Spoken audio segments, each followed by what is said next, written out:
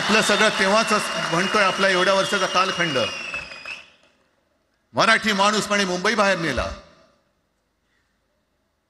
मराठी माणूस आम्ही मुंबई बाहेर नेला असं जर का तुम्हाला वाटत असेल तर 14 सालानंतर तुम्ही मुंबई आणि महाराष्ट्राचे जे काही लचके तोडलेत, मुंबईतून सगळे उद्योगधंदे, महाराष्ट्रातून उद्योगधंदे सगळे पळवले, आर्थिक केंद्र गेलं, हिरे व्यापार गेला, मोठमोठी ऑफिसेस गेली.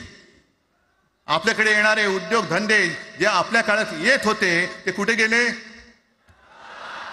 मग काय तेवढाच हिंदुस्थान किंवा तेवढाच सगळे हिंदू आहेत? तेवढेच हिंदू आहेत? आम्ही सगळं करत होतो, केलं होतं.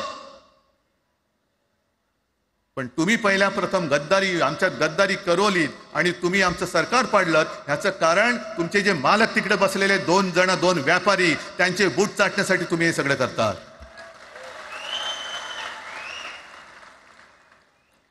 हे इतक्या वर्षाचं सगळं सहन करत करत करत आपण आलो. आपल्या डोळ्या देखत सगळे लचके तोडले जात आहेत. आपल्या दोघांनाही भांडवलं जात आहे आणि नतद्रष्टा आपल्या डोक्यावरती बसतायत. किती काळ सहन करायचंय? प्रत्येक वेळेला काही झालं की भांडाभांडी लावायची. आता सुद्धा तेच होणार. म्हणजे आम्ही एकत्र येणार, आल्यानंतर निवडणुकीपर्यंत एकत्र राहतील का? सत्ता प्राप्ती, काही जण म्हणतात की यांचा मराठीचा नाही, महापालिकेचा आहे. अरे नुसता महापालिकेचा नाही, इथं आमच्या महाराष्ट्राचा आहे. आम्ही महाराष्ट्र सुद्धा काबीज करू.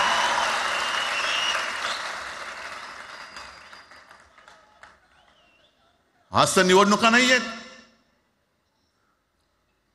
आमची सत्ता, सत्तेवरती जे शिवसेना प्रमुखांनी सांगितलं, अरे सत्ता काय, सत्ता येते आणि सत्ता जाते. पण आपली ताकद ही आपल्या एकजुटीमध्ये असली पाहिजे. दर वेळेला संकट आलं की आपण सगळे मराठी एकवटतो आणि संकट गेलं की आपणच एकमेकांमध्ये भांडायला लागतो.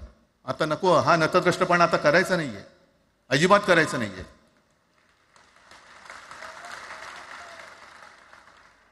कारण गेल्या विधानसभेत त्यांनी जे काय केलं, बटेंगे तो कटेंगे.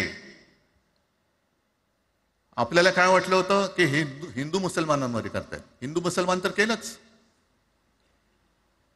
पण त्यांनी खास करून केलं ते मराठेतर मध्ये केलं. म्हणजे यांची नीती आहे ती अशीच आहे जे गुजरातमध्ये त्यांनी केलं. गुजरातमध्ये गेल्या निवडणुकीत एक असा माहोल होता. मला वाटतं मोदी तेव्हा त्यांच्या नंतर असेल, माहित नाही मला, लक्षात नाही.